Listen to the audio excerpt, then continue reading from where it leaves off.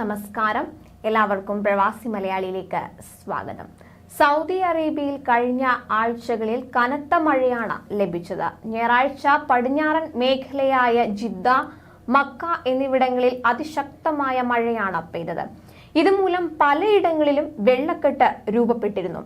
വെള്ളക്കെട്ടിൽ മുങ്ങി ഒരാൾ മരിച്ചതായും മറ്റൊരാളെ ആശുപത്രിയിൽ പ്രവേശിപ്പിച്ചതായുമുള്ള റിപ്പോർട്ടുകൾ പുറത്തുവരികയാണ്. തെക്കൻ സൗദി അറേബ്യയിലെ അസീർ മേഖലയിലെ മജാരിദ ഗവർണറേറ്റിലെ സിവിൽ ഡിഫൻസ് സംഘമാണ് ഒരാളുടെ മൃതദേഹം നിറഞ്ഞൊഴുകിയ വാദിയിൽ നിന്നും പുറത്തെടുത്തത്. മറ്റൊരാളെ ആശുപത്രിയിൽ പ്രവേശിപ്പിച്ചിട്ടുണ്ട്. ഞായറാഴ്ച രാത്രി മുതൽ പെയ്ത മഴയിൽ നിരവധി റോഡുകൾ ഇതിനോടകം വെള്ളത്തിലടിയിലായി കഴിഞ്ഞു.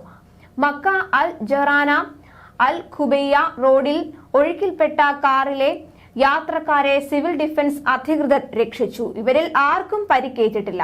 വെള്ളത്തിലകപ്പെട്ട കാർ സിവിൽ ഡിഫൻസ് അധികൃതർ പിന്നീട് പുറത്തെടുക്കുകയായിരുന്നു. കനത്ത മഴയിൽ ജിദ്ദയിൽ വെള്ളം കയറിയ റോഡുകളിൽ കാറുകളും ബൈക്കുകളും പ്രവർത്തനരഹിതമായ സാഹചര്യമുണ്ടായി.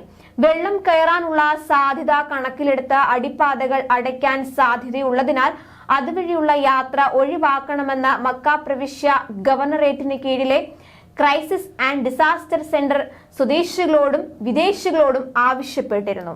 ഞായറാഴ്ച രാത്രി മുതൽ പെയ്ത മഴ മക്ക, ജിദ്ദ, റാബിക്, തായിഫ്, ജുമൂം, അൽ കാമിൽ, ഖുലൈസ്, ലൈത്ത്, ഖുൻഫുദ, അർദിയാത്ത്, അദൂം, മൈസാൻ എന്നിവിടങ്ങളിലും വരും ദിവസങ്ങളിലും മഴ തുടരാൻ സാധ്യതയുള്ളതായും ദേശീയ കാലാവസ്ഥാ നിരീക്ഷണ കേന്ദ്രം അറിയിച്ചിരുന്നു.